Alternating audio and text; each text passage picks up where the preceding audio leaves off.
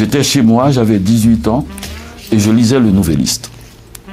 Et ma mère avait l'abonnement, et je corrigeais le Nouvelliste. 18 ans, je dirais peut-être même 17 même, vers 18.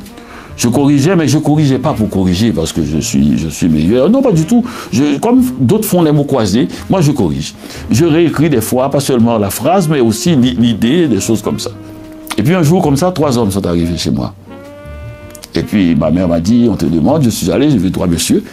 Il me dit, on a appris que vous corrigez le Nouvelliste après les classes. Pourquoi vous ne venez pas écrire dans le Nouvelliste? C'est comme ça que je suis entré au Nouvelliste. C'est quand même étonnant. Le destin.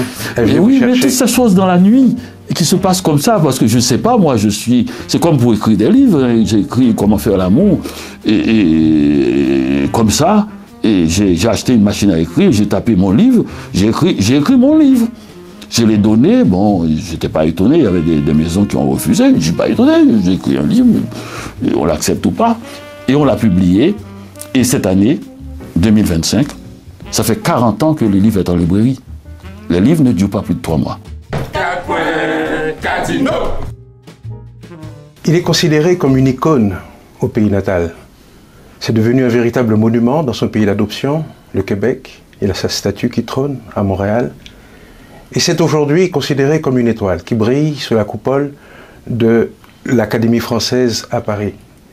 Je vais aujourd'hui vous présenter l'un des plus grands écrivains de notre époque, Dany Laferrière, auteur d'une œuvre aujourd'hui considérée comme classique, caractérisée par une langue profonde, mélodieuse, par une matière urbaine et sonore, et surtout par l'anticipation de thématiques qui apparaissent aujourd'hui comme, on va dire, appartenant à l'ère du temps, mais pour lesquelles il a déjà, en quelque sorte, donné le ton, donné le là, et c'est probablement pour cela que cette œuvre qui, dès le départ, est apparue comme sortie tout armée d'un casque, on va dire, athénien, parce que dès le départ, la plupart des qualités, la plupart des vertus de cette œuvre étaient déjà, pour ainsi dire, inscrites. Aujourd'hui, nous avons rendez-vous avec Dany Laferrière, avec cette caractéristique d'une présence qui nous impressionne, mais qui doit, à la faveur de cette émission, donner en quelque sorte en partage celui qui est considéré comme l'un des trésors vivants de notre littérature à un public qui n'est peut-être pas habitué. Et j'aimerais d'abord vous demander, Dany Laferrière, comment devient-on Dany Laferrière quand on est né à Petit-Goâve, qui est une petite ville de la côte du golfe de la Gonâve, pourrait-on dire. Et aujourd'hui, vous êtes sous la coupole à l'Académie française comme l'un des éléments, on va dire, moteurs de la littérature mondiale. Comment devient-on Dany Laferrière?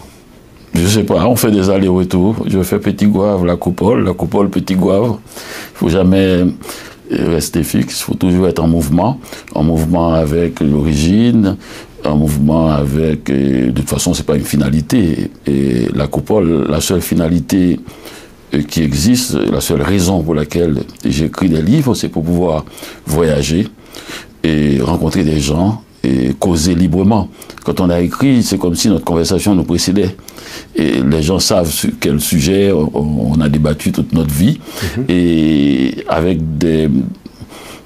on débarque à Tokyo, on trouve des gens qui savent déjà ce qu'on a écrit et qui rentrent directement dans une conversation. Je trouve que c'est extraordinaire. C'était la promesse de la littérature, se faire des amis dans le monde. Mais très concrètement et factuellement, comment ça a commencé à Petit-Goâve? Comment est-ce que vous êtes tombé dans le bain de la littérature? Ah, mais je suis tombé dans le grand roman de la vie elle-même. Et j'allais dire, je suis tombé dans la cafetière de ma grand-mère. Oui, tout a commencé par une tasse de café. Je crois que... Dans l'odeur du café, vous évoquez... Son odeur et aussi la tasse de café qu'elle partage. La saveur. La saveur, l'odeur. La couleur. Bon, bien sûr, qui ressemble à l'encre. Bon, il faut planter le décor. Il est tout simple. Hein. C'est une vieille dame assise sur une galerie l'après-midi. et qui boit son café comme elle fait, c'est le moteur, c'est le carburant de sa vie, et qui voit des gens passer dans la rue et qui leur offre du café. Et cette petite scène marque ma vie, c'est le cœur de ma littérature, c'est-à-dire le partage. Et quelqu'un qui a bu du café, s'il aime ce café-là, il salue légèrement d'un mouvement de la tête, et puis aussi commence la conversation. Conversation entre une vieille dame et des gens qui passent, on a les informations de la vie quotidienne, et cette femme qui ne bouge pas, qui ne bouge jamais de cet endroit-là, c'est tout ce qui se passe dans la ville. Et c'est exactement ça que je fais. Je reste dans ma chambre et j'écris pour redonner cette rumeur. Parce que j'ai ouvert la fenêtre, j'ai par l'oreille la rumeur de la ville et j'entends toutes les petites conversations, c'est ce qui m'intéresse. Ce n'est pas la télévision ni la radio, ces conversations un peu, j'allais dire, mastiquées et préfabriquées aussi. Et j'ouvre la fenêtre et j'entends la voix des gens. Et les gens parlent, ils disent les mêmes choses. On a faim, qu'est-ce qu'il faut? Et parce que dans Paris, en ce moment, par exemple, il y a plein d'endroits où les gens se mettent en file pour trouver à manger. Donc j'entends, je vois, les gens ont faim et j'ai l'impression d'entendre Hugo. Hugo, dans Chose Vue, parle de ça.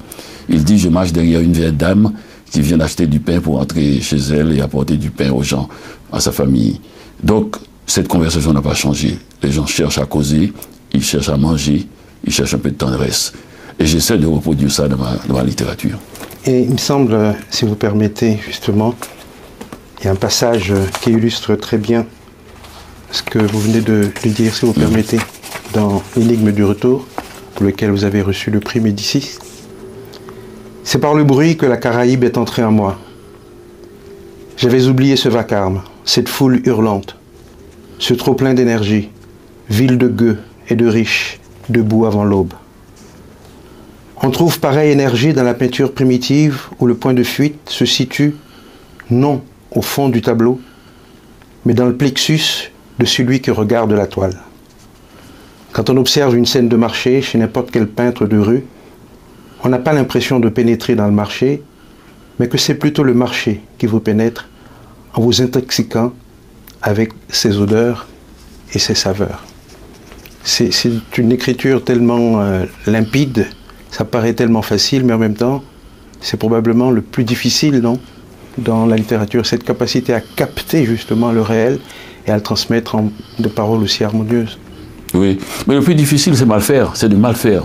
C'est pour ça que les gens, quand ils font mal, quand ils ne sont pas dans l'authenticité de ce qu'ils savent faire, et ils doivent reprendre tout le temps. Et quand ils font bien, ils ont peur, ils paniquent, ils disent c'est pas possible, pourquoi il n'y a pas de douleur? Il devrait avoir de la douleur si c'est bien. Et je crois que c'est ça le fond de l'affaire. Donc, il suffit d'écrire quand on en a besoin vraiment, quand on ressent, et puis de n'être pas chiche, comme on dit en Haïti. Par exemple, cette expression-là disant que le point de fuite se trouve dans le tableau occidental, et au fond du tableau invite la personne qui regarde à pénétrer dans le tableau, et on se dit que les peintres primitifs sont primitifs précisément parce qu'ils n'ont pas de point de fuite, jusqu'à ce que j'ai découvert personnellement que le point de fuite était de l'autre côté. C'est pour ça que les gens ont l'air d'être tous au premier plan. Ils donnent l'impression, même les couleurs aussi, de vouloir sauter sur vous. Et l'idée, c'est de vous pénétrer. Et c'est ça la Caraïbe. C'est un bruit incessant, constant, qui vous pénètre et qui vous... voilà. Mais là, vous venez de faire un véritable renversement de perspective au sens propre comme au figuré. Une autre façon de regarder les absolument, tableaux. Absolument. Beaucoup de choses sont comme ça. C'est dans un petit texte, j'avais écrit cela. Et il y a un Américain qui m'a dit, mais comment ça se fait que vous avez tant d'artistes, de peintres, d'écrivains, et de danseurs, de musiciens, et autant... Et une si grande misère, parce que moi, aux États-Unis, on m'a appris qu'il faut d'abord régler le problème de la misère avant de penser à l'art. Et c'est pas possible. J'ai dit, ben c'est impossible si vous posez mal la question. C'est parce que vous avez mis les choses de telle manière, vous croyez que c'est la seule façon de faire. Qu'il faut manger d'abord avant de créer. Et il y a d'autres peuples qui créent avant de manger. Il faut inverser la perspective. Il faut suivre, oui, tout simplement. Et en devenant, on va dire, ainsi cette caisse d'enregistrement des conversations de Granda autour du café, comment est-ce que vous êtes passé maintenant de cette fascination pour le réel à l'écriture, à l'acte réel, l'acte factuel d'écrire? Comment est-ce que... C'est-à-dire votre première plume, votre premier cahier, comment ça s'est passé? À Petit Goâve? Non, c'était pas à Petit Goâve, c'était... À Petit Goâve, c'est la lecture. C'est la lecture. J'ai lu beaucoup. Et puis un jour, c'est arrivé où je lisais et j'ai eu l'impression qu'il fallait que je sache comment il a fait pour que j'ai cette émotion. C'était un livre de Kipling qui s'appelait Capitaine Courageux. Je me souviens très bien. Et je me souviens de l'instant, mais pas du livre trop. Et c'était une chasse à la baleine au large de Terre-Neuve. Et je ne comprenais pas comment il a fait pour que j'ai l'impression d'être sur le pont, de tanguer avec le navire, de sentir l'odeur du Varet, l'odeur de la mer, d'avoir peur. L'émotion esthétique. Oui, je ne comprenais pas comment avec des mots on pouvait faire ça. Des fois, j'essayais de tourner la page pour voir si la mer ne se cachait pas sur l'autre page. Entre les pages. Oui, parce que je ne comprenais pas. Et c'est cette question qui a été le déclencheur de l'écriture. D'accord. Et donc, j'étais passé de l'autre côté et j'avais une curiosité qui me demandait d'aller ailleurs. D'aller de l'autre côté du miroir. Et je crois que c'est la première émotion de littérature. Il faut dire aussi que j'étais ainsi fait, parce que les humains sont comme ça, ils sont faits bien avant de commencer à se construire. J'étais ainsi fait parce que pour mon anniversaire, ma grand-mère avait fait venir une sorte de magicien, et avec les amis, les enfants, on était là, et tout le monde était très impressionné de voir sortir un bouquet de fleurs du chapeau, et je ne l'étais pas. Ce qui m'impressionnait, c'était le fait que j'ai l'impression qu'il avait triché. C'est la tricherie qui m'impressionnait. La certitude qu'il avait triché? C'est ça qui m'impressionnait, c'est-à-dire que ce n'était pas vrai. Ce n'était pas vrai, et pourtant, tout le monde a eu une impression, une émotion. C'est ça, l'écriture. Ce n'est pas vrai, il n'y a rien de plus artificiel que de faire apparaître un monde avec des lettres d'alphabet. C'est carrément construit, avec un vocabulaire, une grammaire, rien n'est plus organisé, artificiellement organisé. Bien sûr. Et qu'une grammaire avec des temps de verbe étranges, le plus que parfait, le conditionnel plus que parfait, le futur antérieur. Et avec ça, on est arrivé à construire des émotions si palpables que la personne a l'impression que c'est plus que la vie. On a plus peur en lisant parfois, ou en regardant un film, que dans la vie. Et c'est ça qui m'impressionne. Il y a un côté magique, non? Il y a un côté magique, mais dont le fond n'est pas la magie. Et la magie, c'est quand on reçoit, tant qu'on reçoit cette magie au premier degré, on est de l'autre côté, ce qui est bien. Du côté on est lecteur ou lectrice, on est spectateur ou spectatrice. Tant qu'on reçoit cette magie-là. Mais dès qu'on se dit qu'on voudrait lever le voile pour voir ce qui se passe derrière, eh bien, on est passé dans une autre forme d'émotion. Oui. Alors, on croit qu'on a un peu démystifié l'affaire, que ça devient moins bien, parce que, bon, c'est aride, c'est faux. Vous savez, le bouquet de fleurs, il est très artificiel, poussiéreux parfois, parce que c'est le même bouquet que le type traîne partout. Depuis le temps. Mais c'est là que ça devient magique pour moi. C'est-à-dire que, pour vous, la littérature, ce serait donc... pur artifice capable de prolonger le réel sans véritablement changer la substance. Oui, mais je reçois une émotion. Et elle est sincère, elle. Et elle est réelle. Et elle est réelle. Elle est réelle. Elle me pousse à la joie ou au désespoir. Elle me réanime ou me déprime. Et l'émotion est très sûre. Et la promesse de la littérature va au-delà de cela, de l'artifice comme du réel. Il va dans la rencontre. Cette promesse va dans la rencontre, ça me permet de rencontrer. Vous savez, parce que j'ai écrit des livres, depuis 40 ans, je voyage sans payer.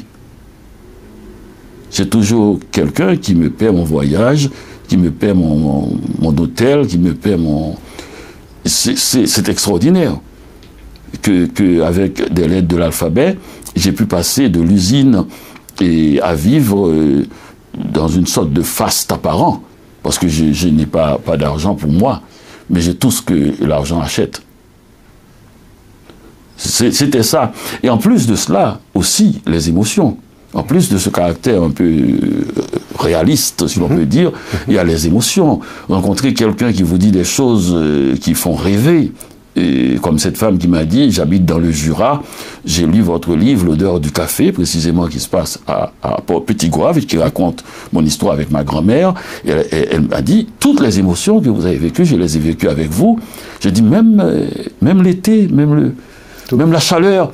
Et puis il dit, oui, j'étais en hiver, mais j'ai ressenti la chaleur. Les odeurs des mangues, les couleurs, les saveurs, toutes les émotions, toute la gamme.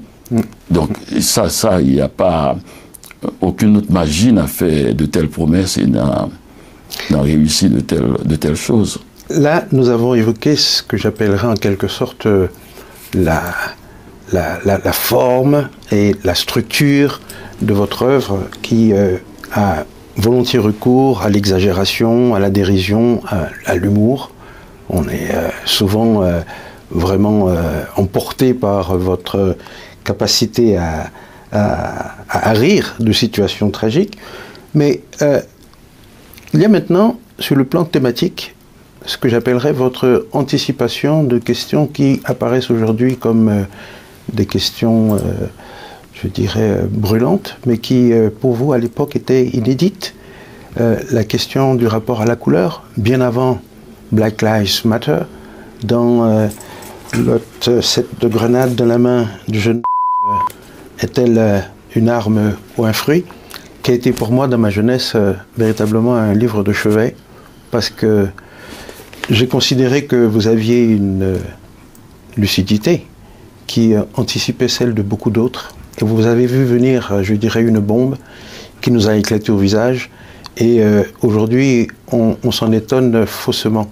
Alors, j'ai envie de dire, il y a, en plus de cet art du dire, qui est chez vous absolument, pour moi, incomparable, je parle vraiment en toute sincérité, il y a aussi cette thématique qui sont presque prophétiques.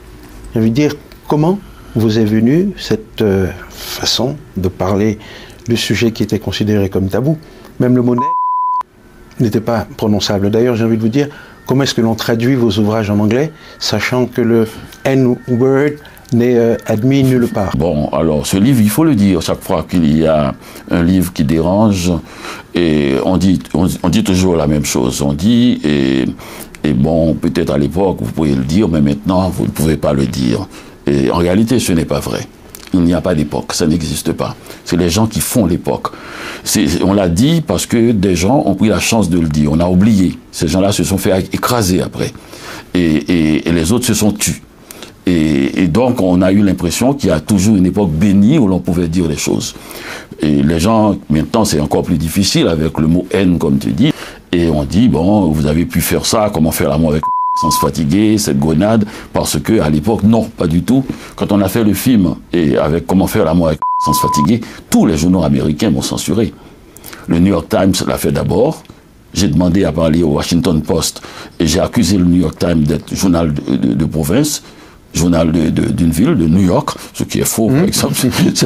Et le Washington Post a fait 2 articles, et sur moi ce jour-là, dont le titre était « La couleur de la colère ». Et bien, ils ont censuré aussi le titre. J'ai demandé à parler au Chicago Tribune. Le type, je me souviens, il a dit eh bien, le scandale est arrivé chez nous. Et il a fait un article pour dénoncer le Washington Post et le New York Times. Mais eux aussi, chez eux, ils ont censuré le titre parce que c'est pas la même zone qui font les titres et qui font les articles. Le journaliste était très sincère, mais il y a eu une sorte dans la publicité aussi pour parler. Ils ont coupé dans le titre, ils ont coupé et le mot c'était le NAACP, qui est le National Advanced, enfin le truc sur pour l'avancement des peuples noirs. Des peuples noirs. Il m'a censuré, il a demandé de faire une manifestation contre. Je les ai accusés, j'ai dit c'est dans votre sigle même. Donc alors si vous m'attaquez, je vous attaque. Et donc j'avais répondu. D'ailleurs le type m'a dit, mais à la télévision, mais comment ça se fait que vous répondez comme ça aux gens? J'ai dit, mais écoutez, si vous me censurez, je vous réponds, ce n'est pas à moi de changer. J'ai retrouvé il y a 2 semaines ce passage, ce n'est pas à moi de changer, c'est à l'Amérique de changer. à Washington même où je suis allé, et pour la sortie du film, et ils ont fait une manifestation. Ils ont pu faire une manif, et le type qui était venu me chercher, c'est un Haïtien, et il est venu en limousine, il ne m'a pas reconnu, il pensait que je ne peux être qu'un grand blond. Et finalement, je me suis approché de lui, je le voyais qu'il tournait, et j'ai dit, mais est-ce que vous n'avez pas la Ferrière? Et il m'a dit, c'est vous, c'est un Haïtien, il était tellement content. Il me dit, montez, et puis prenez du champagne dans la limousine. Et puis il me dit, mais on va être en retard parce qu'il y a une manif. J'ai dit, c'est contre moi la manif. Il me dit, bon. Je savais qu'on allait. Il était tellement content. Et donc, ils ont fait une manifestation. Je veux dire qu'on l'a fait. Le Los Angeles Times l'a censuré aussi. Je suis allé même à Los Angeles pour cela. Il n'y a que le San Francisco Chronicle qui a mis le titre. D'ailleurs, j'en ai parlé dans ce livre. Alors, je vais vous lire justement un petit passage. Tout d'abord, un écrivain doit-il avoir une couleur? C'est pourtant le genre de questions auxquelles je dois faire face. Partout. Dans le métro, au restaurant, il mange aussi le salaud. En allant voir un match, au stade ou dans un taxi. Le chauffeur de taxi, un Nigérien, il me l'a dit tout de suite. Il n'est pas retourné dans son pays depuis 20 ans. Il me précise qu'il est africain, au fond. Comme à la surface d'ailleurs. Il fait référence à sa couleur. Il n'est pas noir mais bleu foncé, avec des scarifications sur les joues et derrière les oreilles. Il m'explique que ce sont les colonisateurs qui ont découpé l'Afrique telle qu'on la connaît aujourd'hui. Il est contre naturellement. S'il accepte de dire qu'il est nigérien, c'est parce que les gens lui demandent toujours d'où il vient exactement. Les gens sont tellement bêtes. Au début, il tenait bon, expliquant qu'il n'y a qu'un seul peuple en Afrique et que l'expression Afrique noire est non seulement un pléonasme, mais une stupidité politique, une infamie, une saloperie de plus inventée par les Occidentaux pour jeter le doute dans l'espoir, dans l'esprit des Africains. La couleur n'existe pas en Afrique. Quand tout le monde est de la même couleur, il n'y a plus de couleur, plus de différence épidermique. Et l'Afrique du Sud, il ne parle pas de l'Afrique du Sud, etc. Comment est-ce que aujourd'hui vous relisez, vous écoutez de telles lignes? Est-ce que vous les réécrirez pareil? Ou est-ce que vous avez le sentiment que le curseur s'est déplacé par rapport à la question de la couleur? Je me suis amusé beaucoup à écrire ce livre. Parce que je crois que et on s'amuse beaucoup à le lire. mais merci. C'est vraiment... Je crois que c'est le principe même. Ah, c'est magnifique. Dès que vous vous amusez à quelque chose que vous faites, c'est bon signe. On sent qu'il y a de la joie. Je suis mon premier lecteur. Donc si je ne m'amuse pas, il y a un problème. Oui. Ça veut dire que j'écris en tendant l'oreille aux mauvaises sirènes. Et j'écoute des gens qui me disent « faites pas ça ».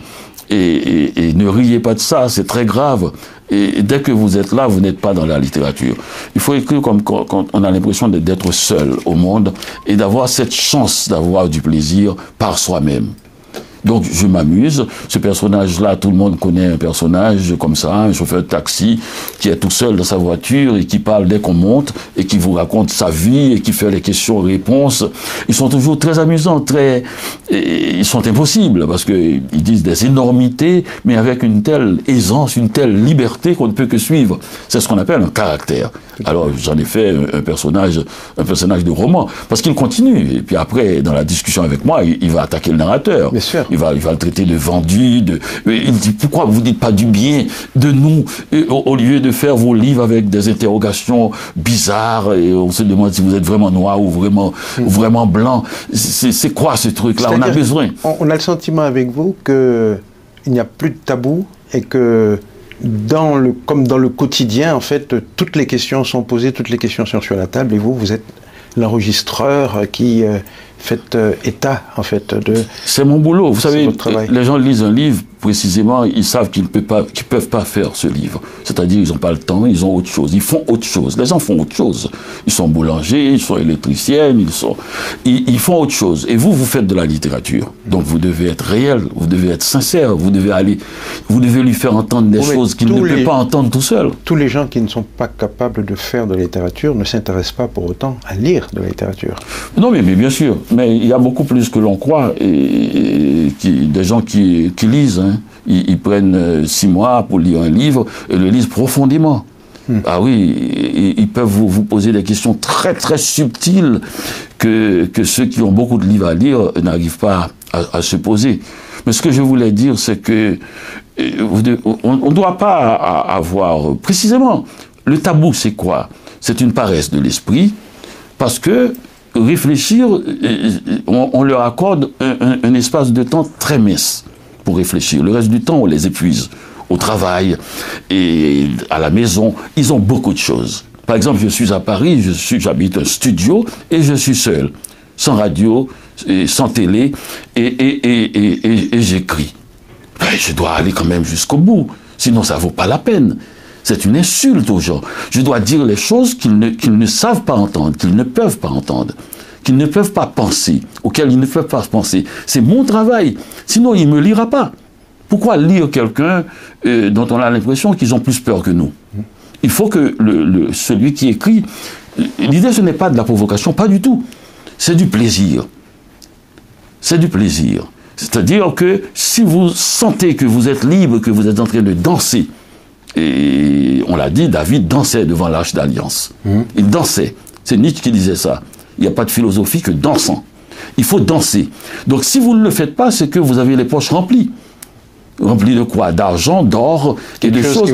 Oui, il y a un poids. Il y a un poids, ça vous assourdit. Le poids moral comme le poids économique, le poids matériel. Si vous dansez... Spinoza parle aussi d'une libération de l'âme par la joie. Ah oui, mais c'est fondamental. Dans la création. C'est fondamental.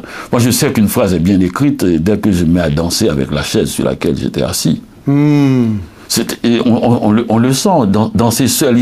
La littérature donne ça, l'écriture donne ça parce que souvent on écrit seul. On avait demandé d'ailleurs à Garcia Marquez, qu'est-ce que vous avez ressenti quand vous avez terminé 100 ans de solitude? 20 ans d'écriture. C'est quand même un moment. Sa femme était allée au marché, donc elle n'était pas là. Il s'est retrouvé seul quand il a mis le point final. Il dit, je suis allé pisser. Il n'y a que ça à faire. C'est-à-dire...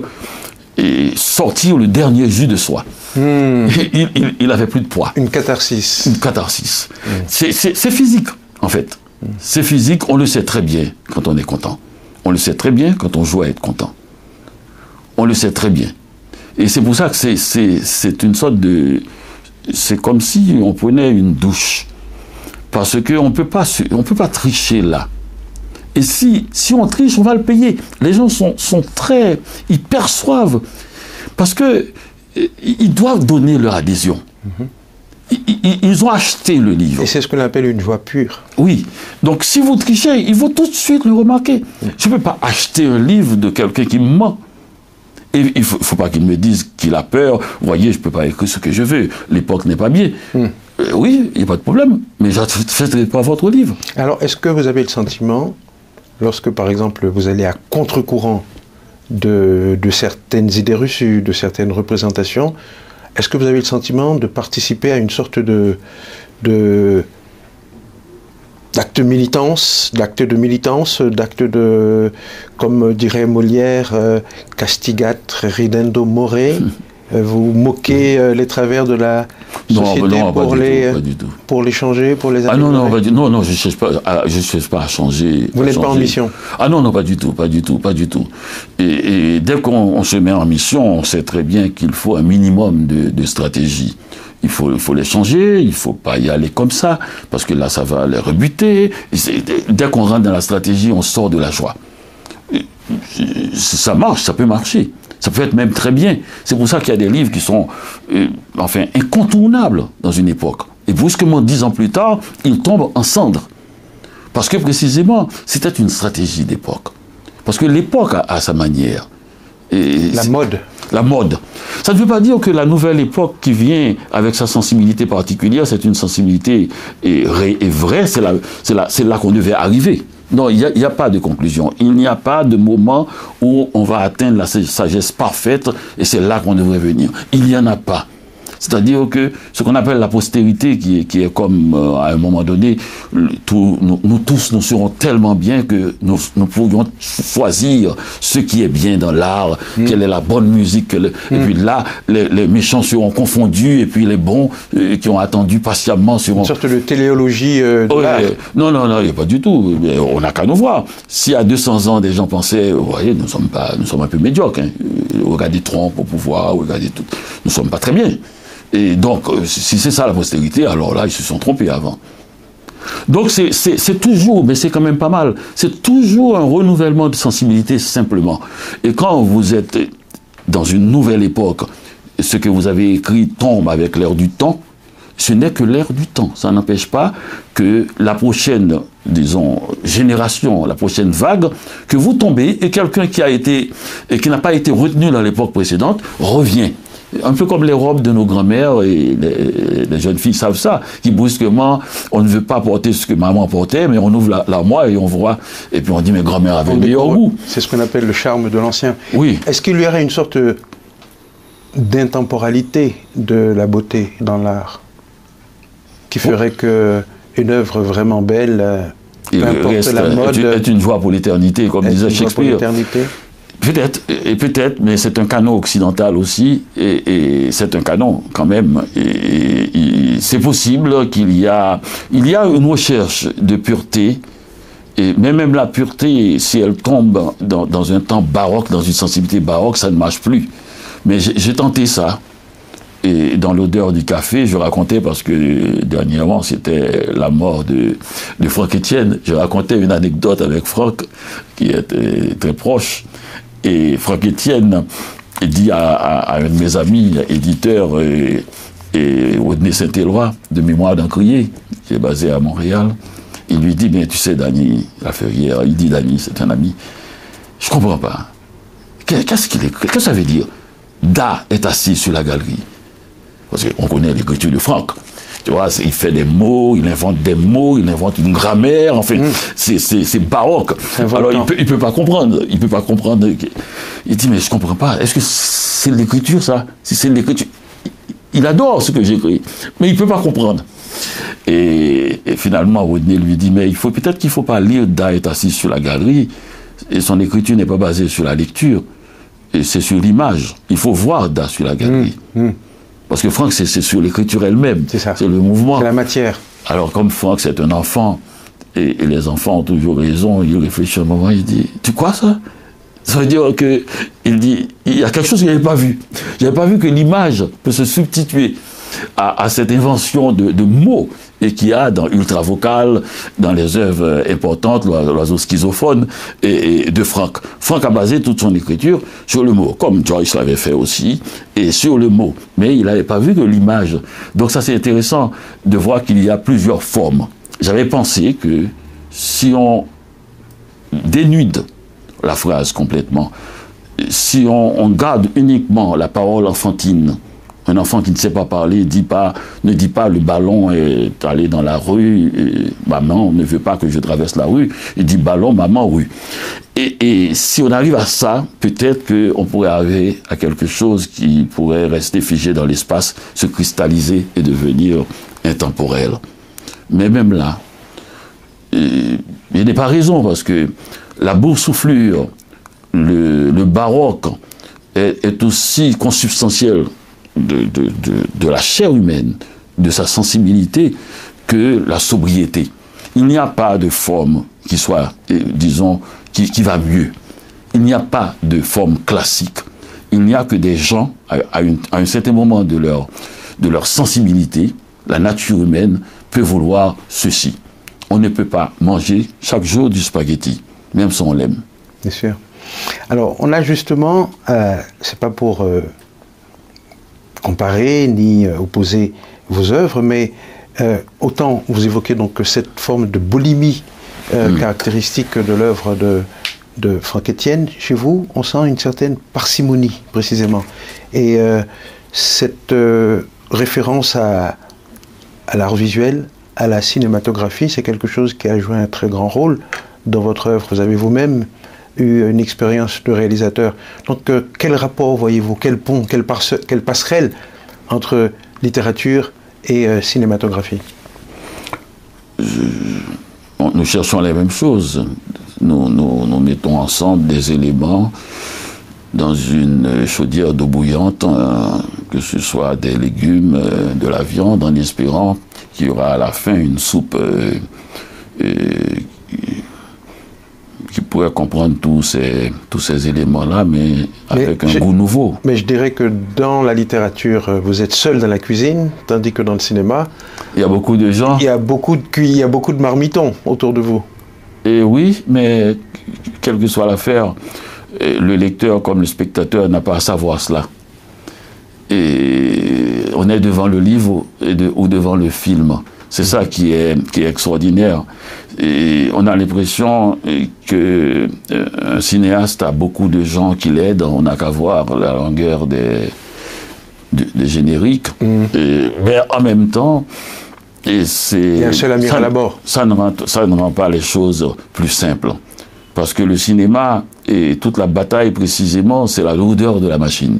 Et comment se fait-il qu'avec cette lourdeur, cette artificialité des scènes reprises 17 fois, on arrive à garder cette fraîcheur?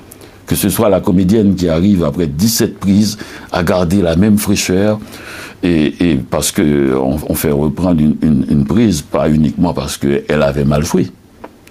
C'est pour d'autres mille raisons. Et comment ça se fait?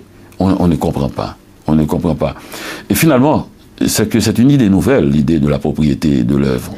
L'idée de se référer à l'auteur d'un livre comme de se référer à l'auteur d'un film. La seule chose qui se passe, c'est dans la salle clair-obscur, mais noir même d'ailleurs, même pas clair-obscur, que tout le monde se met dans un unisson d'émotions, et que brusquement, moi il m'arrive, je suis toujours en retard sur l'humour. Je fais de l'humour dans mon travail d'écrivain, mais je ne comprends rien. J'entends toujours, les gens rient toujours 10 secondes avant moi. Alors je me demande comment est-ce qu'ils sentent qu'il va y avoir une blague là ou qu'ils l'ont entendue. Et donc, comment faire que des gens partent de maisons différentes, de rues différentes, s'habillent de manière différente et viennent d'émotions différentes, une engueulade avec sa mère, un autre truc, faire l'amour, enfin, et arrivent dans une salle et se retrouvent dans cette communion. Confluence. Et ça, c'est pour le cinéma. Pour la littérature, c'est totalement différent. Il faut se mettre dans un espace très, très étroit, très précis, et se retrouver avec soi-même dans une concentration, presque dans l'intimité, pour accueillir l'œuvre aussi. Et ces deux émotions sont pareilles. Et si on est content, et on est content de la même manière, pour le film et comme pour le livre. Donc là, nous parlons du plaisir visuel, du plaisir des yeux. Votre œuvre est également marquée par ce que j'appellerais une masse sonore, à la fois par la beauté de la langue, mais aussi par la toile de fond, la musique, le jazz, dont vous êtes en quelque sorte un grand mélomane. Non, pas du tout. Non. C'est pour ça que je voulais passer un peu de musique dans l'émission. Ah non, pas du tout. Et je n'ai presque pas d'oreille. Hein. Non. Et j'apprends, mais je n'ai pas d'oreille, j'ai peut-être pas entendu de la musique de ma vie qui vienne de moi. Je ne crois pas. Ah, Mano Chalmay. Mano Chalmay. Oui. Et un petit peu de Bob Dylan, parce que ma fille, qui était toute petite, avait aimé Lucky Rolling Stone. Je pense qu'elle avait 5 ans, 6 ans. J'ai pas compris. Oui, j'ai pas compris. Mais c'était pas une... Mais jusqu'à maintenant, elle aime ça, c'est sa musique préférée. Mais c'était pas un pic contre toi. Non, c'était pas une pique contre moi. Non, mais je n'ai pas cela, mais c'est assez... Mais je sens que je connais la musique. Mais moi, j'ai envie de dire que votre écriture est quand même très musicale. Moi, il y a une sorte de staccato dans votre façon d'écrire, à la fois cette alternance de phrases courtes, sèches, mais parfois aussi de développement qui... Moi, je pense à, et vous évoquez souvent, la musique de Charlie Parker. Justement, j'ai l'impression que parfois vous êtes en plein solo et qu'il y a une jubilation dans l'écriture. Ah non, oui, totalement. C'est pour ça que les thèmes viennent en deuxième partie, parce que c'est la musique. Ouais. Ah non, je suis habité par la musique.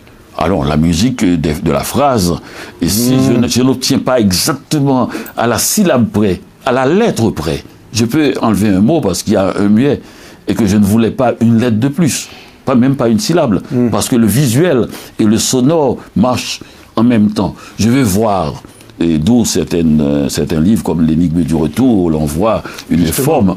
Qui est une forme absolument poétique, au fond, parce qu'on a l'impression que c'est un long poème en prose, n'est-ce pas?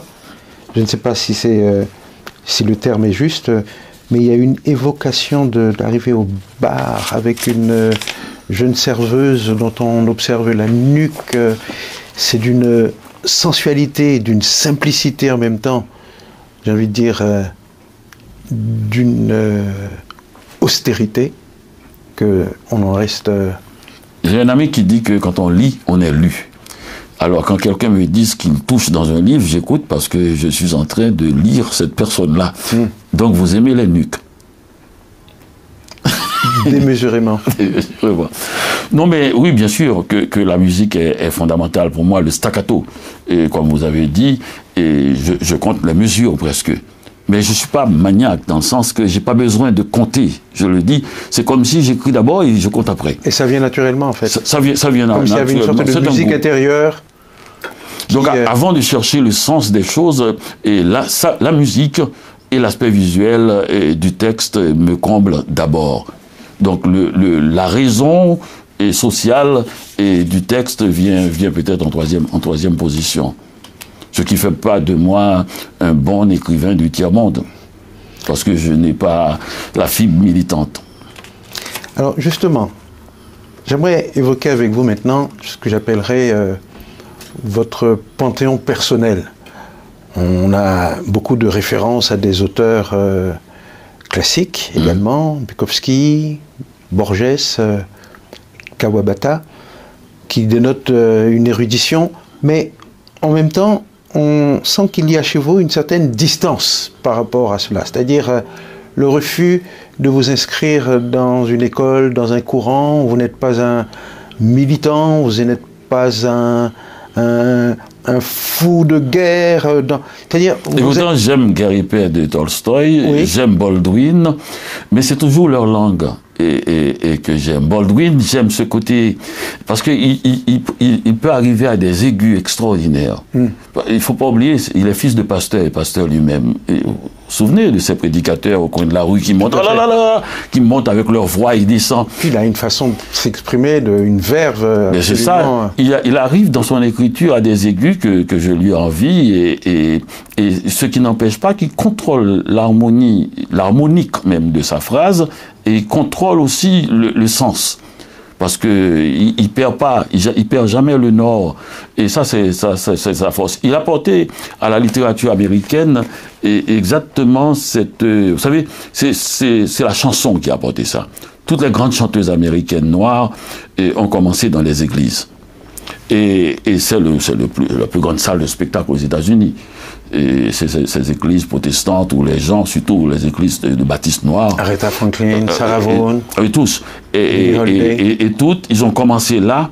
Et Baldwin, on n'en avait pas ça dans la littérature. C'est Baldwin qui a apporté ça. À 14 ans déjà, il faisait des prêches. Donc il a apporté ce sens de jouer cet opéra. Et presque, où la modulation qui monte, descend, il reste flottant. Et il a apporté ça. Et il a apporté aussi, en même temps, on sent qu'il comprend le collectif. C'est-à-dire la salle pleine, les Amen. Amen, Amen. Et il entend ça aussi. Et il ne dit pas exactement ces mots-là, mais sa langue, et c'est pour ça qu'il apporte l'adhésion. Et facilement. Donc, on ne peut pas refuser quelqu'un qui parle en chair. Donc c'est comme si le grand art, c'était une sorte de passerelle entre un narratif populaire exact. Et Dans Amadeus, il y a cette scène où Mozart va le soir très tard, et il quitte la maison sans qu'on le voie, et de sa femme et de sa belle-mère, et il va dans une sorte de bordel. Il va écouter de la musique populaire, où il rigole, où il passe au piano des fois, il joue des pianos mal accordés, il s'encanaille. Et un soir, il rentre, il trouve sa belle-mère fâchée qui hurle. Sa belle-mère hurle contre lui. À un moment donné, sa belle-mère hurle encore plus. Il dit: tenez la note, là, ne baissez pas. Ça ne comprend pas parce qu'il est en train de l'engueuler, mais lui, il entend de la musique. Il entend de la musique. Donc c'est ça, toutes les musiques viennent de la rue. Ça vient du peuple. Toutes les musiques. Toutes les créations, en fait. Toutes les créations. Bachot l'a dit, et les chants de repiquage des paysans du Nord, première leçon de style. Et la plus grande leçon de style que je connaisse, moi, dans ma littérature, c'est 3 feuilles, 3 racines, jeter, blier, ramasser, songer. Et moi qui professe la rapidité, personne ne peut aller à une vitesse pareille. Même pas Diderot. 3 feuilles, 3 racines. O, c'est pour le chant global. O, tout le monde fait O. 3 feuilles, 3 racines, jeter, blier, ramasser, songer.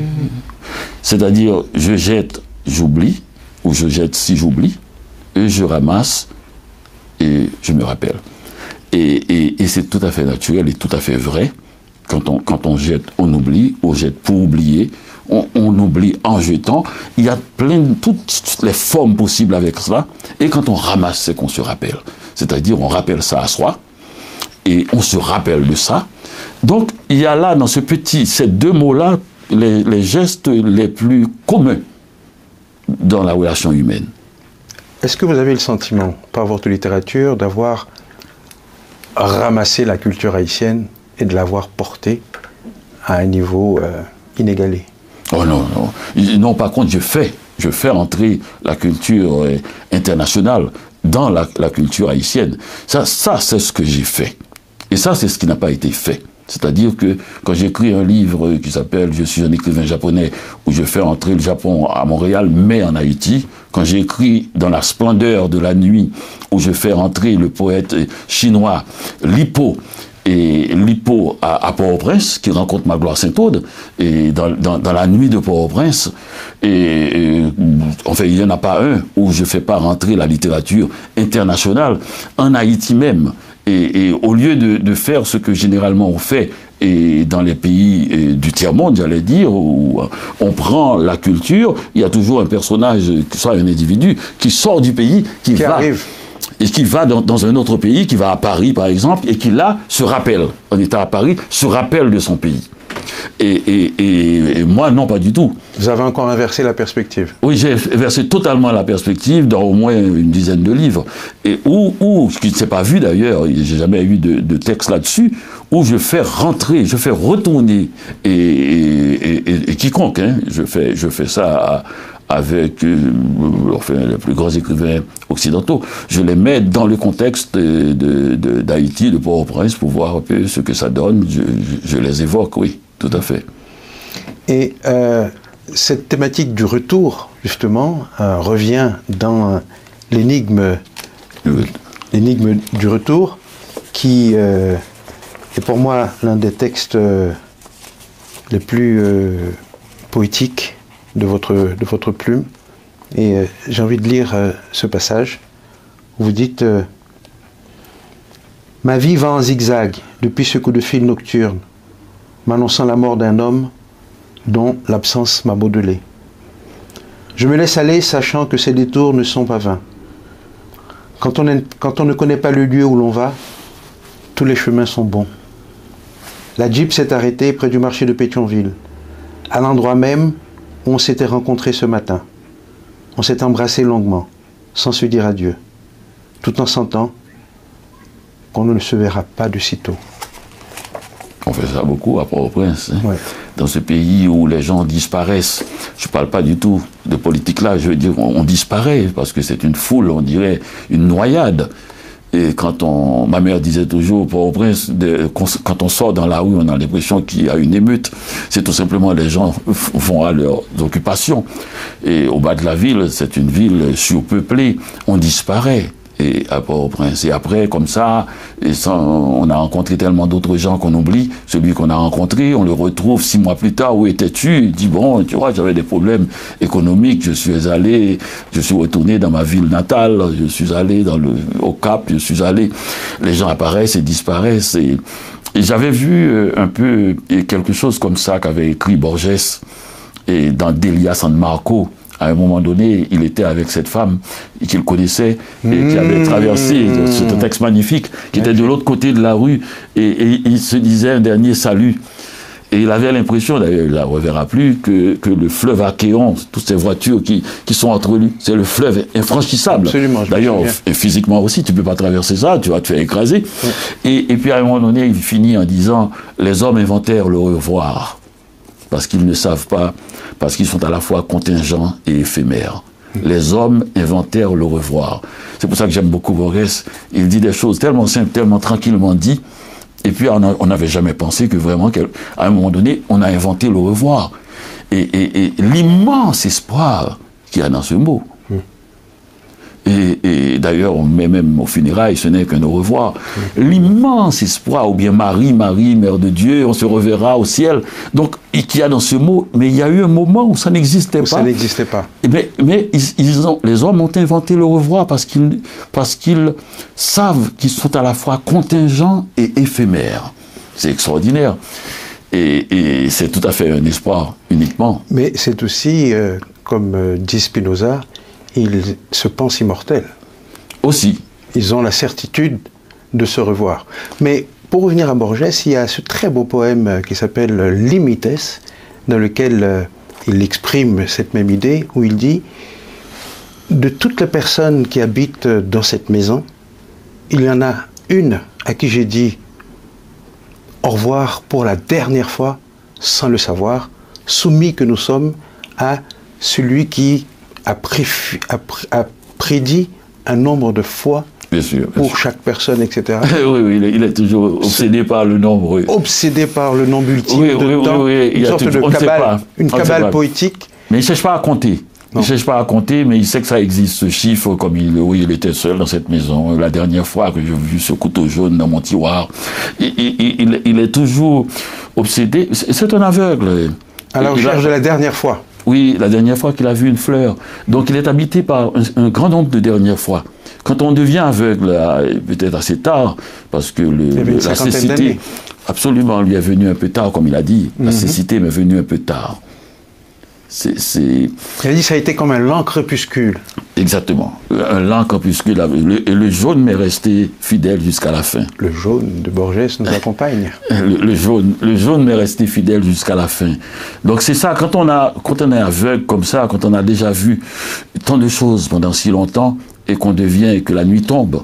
Et cette phrase extraordinaire, quand il est devenu directeur de la Bibliothèque nationale, il dit, on m'a fait don des livres et de la nuit en même temps. Nadie rebaje a lágrima o reproche esa declaración de maestría de Dios que con magnífica ironía me dio a la vez los libros y la noche. La nuit et les livres. Mais je connais Borges en espagnol. Moi, je ne le connais pas en espagnol. Je lis à peine l'espagnol et je ne le connais pas. Vous connaissez mon aventure avec Borges. Et je lisais cet écrivain que j'ai croisé dans une librairie, pas physiquement. C'était son livre Fiction. J'ai lu le livre et je me suis dit, ah bon, j'entends quelque chose de neuf. Ça faisait longtemps, je n'avais pas entendu un son pareil. Et c'était un texte très, très étrange, une critique de livre. Il racontait, un critique qui raconte un livre qu'il a lu. Et en détail. En détail, c'était dans Fiction, tout ce que les personnages, c'est un critique un peu verbeux. Il aime bien raconter, enfin on a des critiques comme ça, on a envie de dire que ne nous raconte pas la fin quand même. Alors il raconte tout. Et c'est un livre de l'Inde. L'histoire se passe à Bombay. Enfin, il raconte une chasse à l'homme. Et puis à la fin, on a compris que c'était une nouvelle. Que ce livre n'existe pas, cette critique n'existe pas, avec tous ces détails, et surtout les détails qu'on n'a pas eus, et ce qu'il n'a pas dit dans le siècle, en disant « je vous dirai » qu'il ne dira pas, et puis on est en présence d'une nouvelle. Je n'avais jamais vu Oui, une forme d'écriture. La mystification. Totale, la mystification totale. Et naturellement, c'est un peu théologique, comme toujours. Tout à fait. Et chez Borges. Et donc, j'ai commencé à le lire, et je lisais tout ce qui a été écrit sur Borges. Et quand je n'avais pas quelque chose, j'arrivais chez moi, je vivais pauvrement, naturellement. Et je trouvais des amis qui m'envoyaient, sans dire leur nom, un livre que j'ai pas, un article qui était paru sur Borges. Comme ça. C'est comme si une sorte de chose, un petit pousset qui mettent et là, j'ai été impressionné comment les gens ont fait pour savoir que je lis Borges. Mon grand ami, et je le dis là parce qu'il a été très très bien avec moi, et qui a été directeur de la bibliothèque de Buenos Aires, en remplacement de Borges lui-même, mais il n'a pas remplacé directement Borges, mais il a été à la suite de Borges. Quand il est venu directeur, il m'a invité pour faire une conférence sur Borges à Buenos Aires. Et comme lui, il était le lecteur de Borges, c'est lui qui faisait de la lecture pour Borges quand il sortait de classe à l'école, quand il avait 15 ans, il se rendait chez Borges et lui faisait la lecture parce qu'il est aveugle. Et il a écrit ce beau livre sur la lecture. Chez Borges. Oui. Tout à fait. Et il m'a présenté, on est allé visiter la bibliothèque, il a voulu que je m'assoie sur le fauteuil de Borges, mais j'ai dit, mais qu'est-ce que c'est que cette plaisanterie là? C'est écrit, on ne doit pas s'asseoir. Il m'a dit, c'est moi le directeur de la bibliothèque. C'est moi qui décide. Vous asseyez.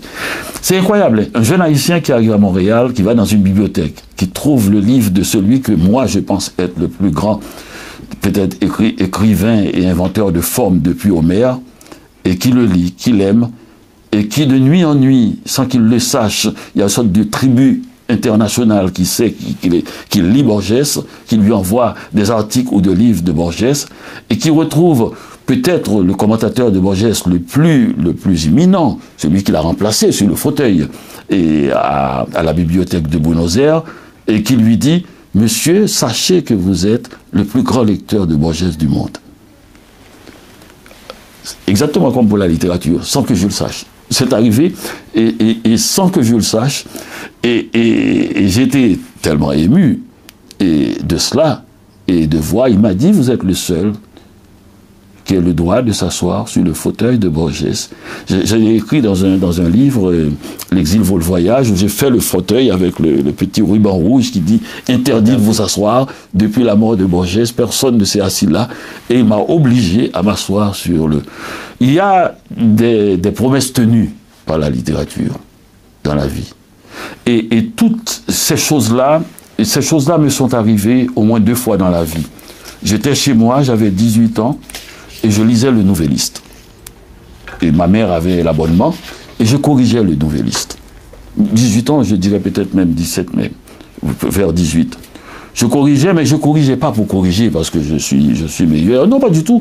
Comme d'autres font les mots croisés, moi je corrige. Je réécris des fois, pas seulement la phrase, mais aussi l'idée, des choses comme ça. Chez moi, avec ma mère. Ma mère est dans l'autre chambre, je suis là. Tu vois, ma mère, son mari est mort en exil, ou était en exil à l'époque, n'était pas mort. Donc je suis là, tu vois, une maison type, une dame avec son fils, qui est un garçon très bien élevé, je l'étais, très doux, qui fait ces petites choses après avoir fait ses devoirs. Et puis un jour, comme ça, 3 hommes sont arrivés chez moi. Et puis ma mère m'a dit, on te demande, je suis allé, j'ai vu 3 messieurs. Il me dit, on a appris que vous corrigez le Nouvelliste après les classes. Pourquoi vous ne venez pas écrire dans le Nouvelliste? C'est comme ça que je suis entré au Nouvelliste. C'est quand même étonnant. Le destin. Mais oui, mais toutes ces choses dans la nuit qui se passent comme ça, parce que je ne sais pas, moi, c'est comme pour écrire des livres. J'ai écrit Comment faire l'amour, et comme ça, et j'ai acheté une machine à écrire, j'ai tapé mon livre, j'ai écrit mon livre. Je l'ai donné, bon, j'étais pas étonné, il y avait des maisons qui ont refusé, je suis pas étonné, j'ai écrit un livre, on l'accepte ou pas, et on l'a publié, et cette année, 2025, ça fait 40 ans que le livre est en librairie. Les livres ne durent pas plus de 3 mois. La première fois qu'on a publié mon livre, dans le cahier de la presse, le cahier littéraire, où les critiques écrivent et parlent de livres, j'ai regardé dernièrement tous ceux qui ont écrit à propos de ce livre, tous ceux qui avaient publié en même temps que moi, ils sont tous morts ou disparus. Et le livre est encore là. Le livre est encore là. Un tout petit livre dont on a dit que c'était pour jouer. 1, 2, 3, 4, 5, 6, 7, 8, 9, 10. Je me lève, évite la douche et me lave vigoureusement le visage dans le lavabo. Le contact avec l'eau froide achève de me réveiller. Bouba est sûrement sur le Mont-Royal, à reluquer les filles en train de bronzer. Le divan a l'air d'une épouse délaissée. Bouba reviendra un peu tard. C'est son jour de sortie. Il le fait une fois par semaine. Bouba, à bien y penser, est un ermite. Il peut rester des jours entiers sans même allumer la lumière. Il reste ainsi couché à méditer et à prier. Bouba veut devenir un pur d'entre les purs. Il entend relever le défi lancé à Muhammad. Serais-tu, ô Muhammad, faire entendre le sourd et diriger l'aveugle et l'homme plongé dans l'égarement inextricable? Sourate 43, verset 39. Mise Littérature m'a laissé un billet, plié en 4 au coin du miroir. Je l'avais oublié, celle-là. C'est la fille de l'université McGill et c'est Bouba qui l'a surnommée Mise Littérature. C'est sur cette lecture que nous allons donc prendre congé avec l'un des plus grands écrivains de notre époque, Dany Laferrière. Parmi tous ses ouvrages, bien entendu tous extrêmement importants, moi je vous invite à lire ou à redécouvrir, si ce n'est déjà fait, bien entendu d'abord le premier ouvrage, Comment faire l'amour avec le sens fatigué. Celui que je considère, pour moi, en tout cas dans ma jeunesse, comme véritablement un livre de chevet qui m'a beaucoup aidé à comprendre le monde contemporain. Cette grenade dans la main du jeune est-elle une arme ou un fruit, qui est une traversée, vraiment une sorte de kaléidoscope de l'Amérique en devenir, et bien entendu, l'énigme du retour qui vous a valu le prix Médicis. Monsieur Dany Laferrière, ce fut un immense honneur, un plaisir de passer ce moment avec vous sur le plateau de Katan Kadiano. Merci et à bientôt. Merci.